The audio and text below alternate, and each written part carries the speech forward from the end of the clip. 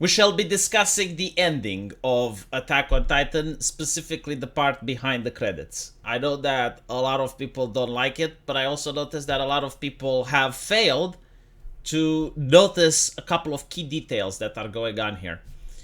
Hopefully, I'm not going to get the copyright strike because this is fair use. But let's begin. So, as you can see, it shows the Paradis Island, the Eldians reconstructing their cities.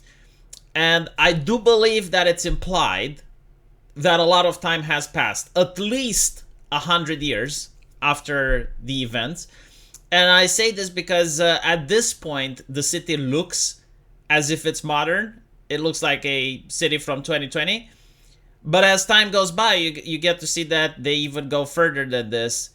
And it is implied that this is some futuristic cyberpunk. So it signals that most likely more than 100 years have passed. And this is important because a lot of critics are saying that Eren didn't accomplish anything.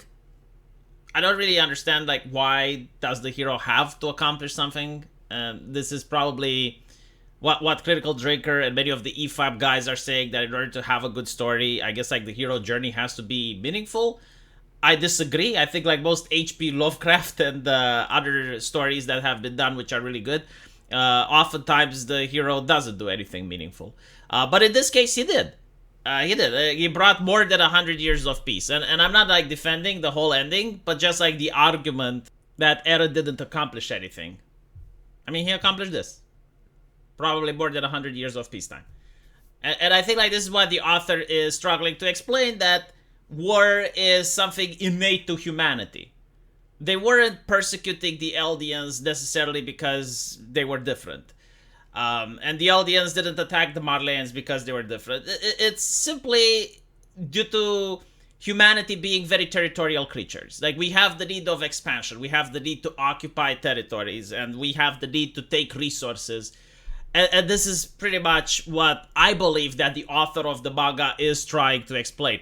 And this is like the thing where most people have missed. Now, if you look carefully here, you're going to see this plane. And this is just one plane. It doesn't fly in formation. It doesn't seem to be armed with anything. You just see one plane that crashes into a building.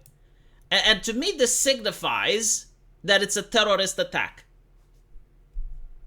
And in order to further prove my theory, you get to see that a lot of time is passing after this.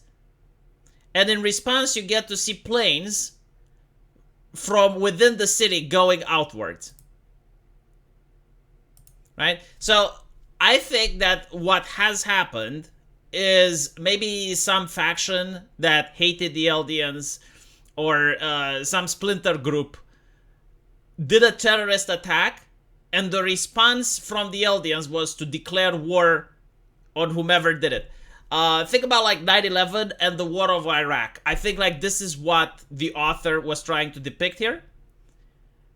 And then as you move a little forward, you get to see that now the city is being sieged. So basically, if we put everything together, the story that we're being presented here in less than 4 seconds is that there was a terrorist attack on the Eldians. The Eldian government used that as a justification to start the war, but unfortunately it seems that the war didn't go in their favor. It seems that they lost, or at least it went until the point where they had what is it called, like Hamar missiles? Yeah, had Hamar missiles at the edge of their cities, and you know, I guess it's up to interpretation what happens afterwards, like if there was a peace treaty or if the Eldians were eradicated. But again, I do think like what the author is trying to imply is that the Eldians decided to fuck around and found out, right? Like they are the ones that opened hostilities, basically. And this also cements my theory that more than 100 years have passed, because this level of technology seems to be like the technology we have today. And when we left Attack on Titan, they had somewhere around pre-World War I technology. And now in the manga, they also had like stealth bombers that were doing bombing runs on the Eldians, but here you have these Hamars.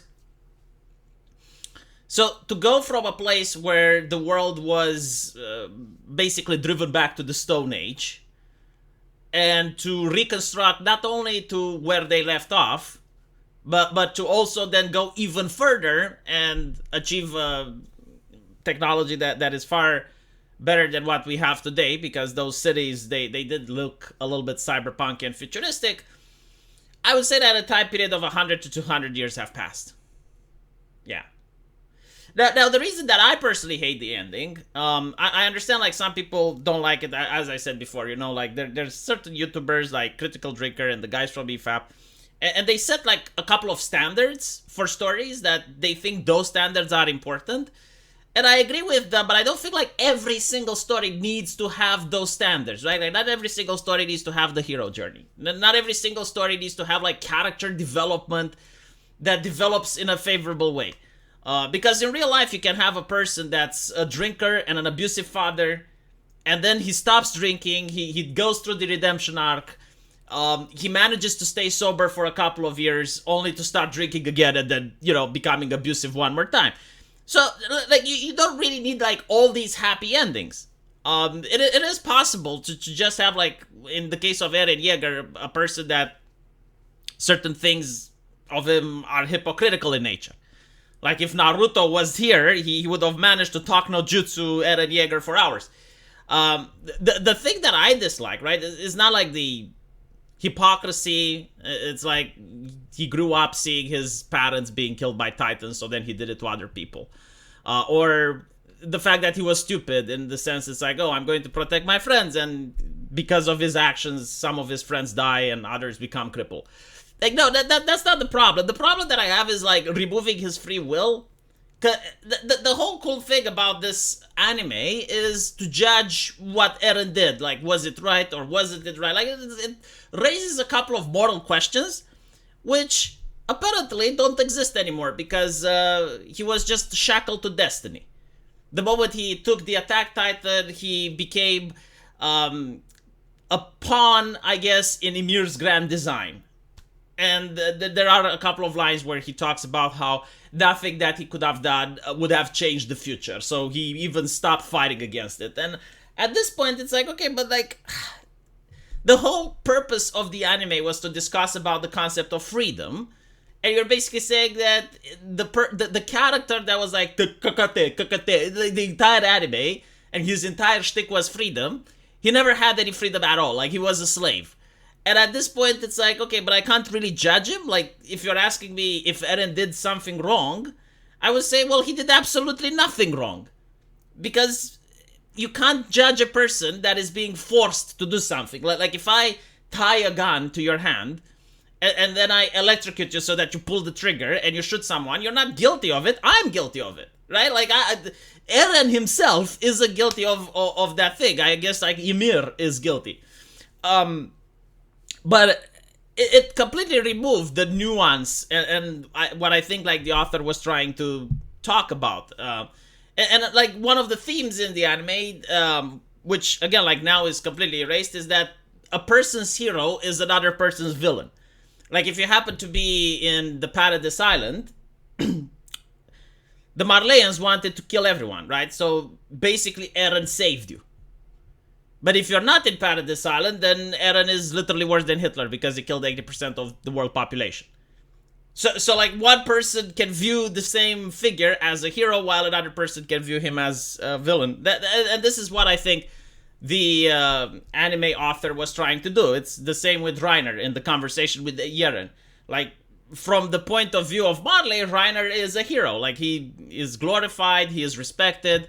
From the point of view of the Eldians, he is a monster. He broke the gate. He killed so many people. So yeah, let me know what you guys think. And as usual, I will see you in the comment section.